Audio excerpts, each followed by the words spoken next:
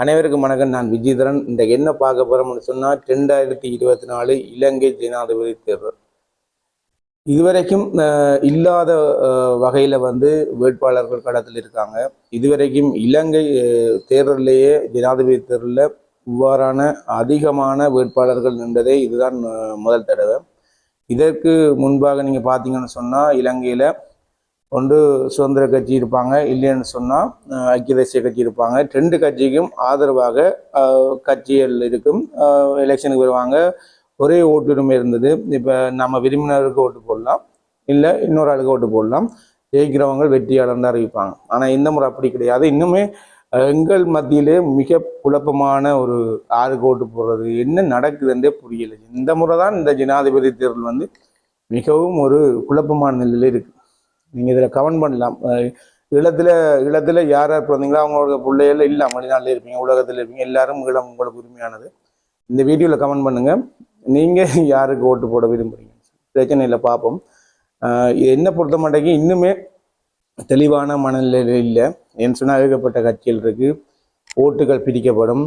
இதில் வெற்றியை யாருமே கணிக்க முடியாத நிலை தான் இப்போ ஜனாதிபதி தேர்தலில் இந்த வருஷம் இலங்கையில் நடைபெற்ற ஜனாதிபதி தேர்தலில் சூழ்நிலை இருக்குது.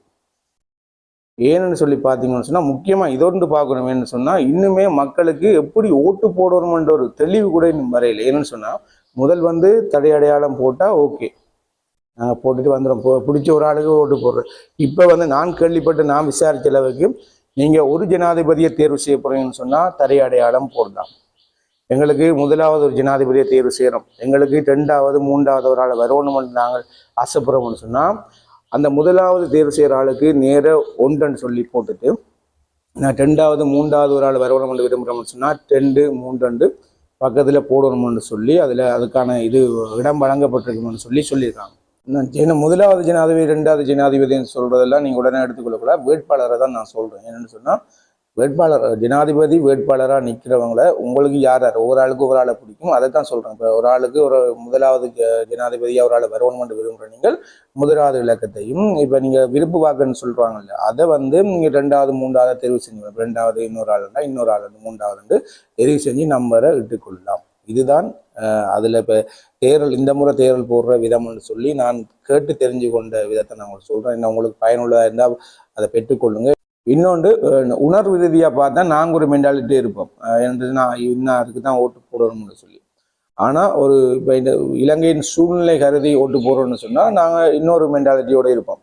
அப்போ யாருக்கு ஓட்டு போடுறே புரியாத ஒரு நிலையில தான் இலங்கையில் இருக்கிற உண்மையாகவே ஏகப்பட்ட பேர் இந்த முறை ஓட்டு பிரிய போகுது. அது சொல்லியே ஆக வேணும். என்னென்னு சொன்னால் ஓட்டு கட்டாயமாக பிரிய போகுது. இனி இந்த முறை வாக்குப்பதிவு யாரை வெல்லுவாங்கன்னு சொல்ல கணிக்கவே முடியாத ஒரு சூழ்நிலை தான் இருக்குது.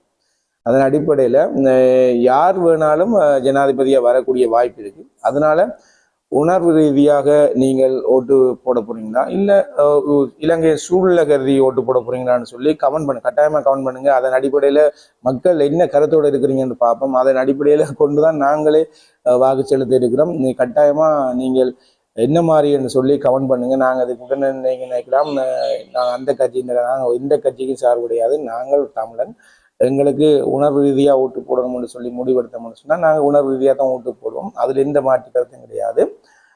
நான் பொதுவாக தான் இந்த வீடியோ பதிவு செய்கிறேன். யாருக்கு உங்களுக்கு ஓட்டு போட விருப்பம் நீங்கள் கமெண்ட் பண்ணுங்கள். இன்னொரு வீடியோ சந்திப்போம். பாய்.